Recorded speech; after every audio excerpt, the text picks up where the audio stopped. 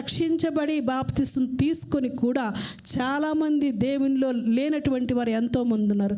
చాలామంది దేవుని సన్నిధిలో ఉండక, దేవుని సన్నిధిలో గడపక, దేవుని సన్నిధిలో విచారించక, లోకానుసారమైన మనస్సులు పెట్టుకొని ఈ లోకంలో చాలామంది పైకి భక్తి గలవారమే అని అనుకొనుచున్నారు. కానీ దేవుని శక్తిని ఆశ్రయించక, దేవునికి లోబడక మరి శారాయి వలె మరి అనేక మంది ఉన్నారు.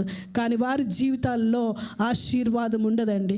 వచ్చిన తాత్కాలికమైన ఆశీర్వాదము ఉంటుంది. ఎప్పుడైతే వారి బ్రతుకులు మార్చుకుంటారో, ఎప్పుడైతే ఆ బాప్తిసం తీసుకొని బ్రతుకు మార్చుకొని జీవిత విధానాన్ని మార్చుకొని పరిపూర్ణంగా దేవునికి లోబర్చుకున్నట్లయితే దేవుడు వారిని ఆశీర్వదించగల సమర్థుడండి. దేవుని నామానికే మహిమ కలుగును గాక.